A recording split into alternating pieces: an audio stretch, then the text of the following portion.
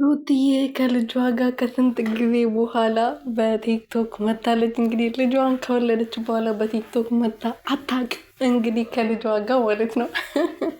ሰሞኑን እንግዲህ አብርሃም ከልጇ ጋር ሲመጣ ከልጁ ጋር ሲመጣ ለምንድን ነው ሩትዬ ያልመጣችው?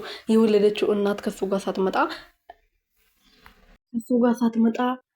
አብርሽ በተደጋጋሚ ከልጁ ጋር እየመጣ ነው ብለን ብዙዎቻችን ቁጣ አንስተን ነበረ እና የኛ ቁጣ ሰምታ ይመስለኛል እንግዲህ ዛሬ ከልጇ ጋር ብቅ ብላለች። እንግዲህ ደስታውን እየገለጸች ነው። በአንቴ የመጣ በአይኔ የመጣ ምንም ነገር ብመጣ እቋቋመዋለሁ፣ ግን በአንተ የመጣብኝን ሰው መቼም አልቋቋመውም ብላለች። እንግዲህ ሰላም ሰላም ቤተሰቦች እንዴት ናችሁልኝ? እኔ ያለው ፈጣሪ የተመሰገነው በያላችሁበት ሰላማችሁ ብዘት ትረፍረፍ ይበልልኝ። እኔ ውድና ወርቅ የሆናችሁ ቤተሰቦች ሩትዬ ልዕልቷ እንግዲህ ልጇን ከተቀበለችው በኋላ በአዲስ ነገር በቲክቶክ መታለች ማለት ነው። በአንተ የመጣ በአይኔ መጣ ብላለች። እንግዲህ የመጣብኝ ምንም ነገር አልችልም፣ እኔ ምድሯን ገለባብጣት አለ በአንተ የመጣብኝ ሰው አልተውም ብላለች። እንግዲህ ሩትዬ ማለት ነው። እንኳን ልጅ ተመለሰልሽ። በቲክቶክ ደግሞ ስለመጣሽ ደስ ብሎናል። ምክንያቱም ብዙዎቻችን ስንጠብቅ ነበር ፈታ ዘና ብላ ለምንድነው ከልጇ ጋር ማትመጣው ብለን ስንጠብቅ ነበር እና እንኳን ደህና መጣሽልን።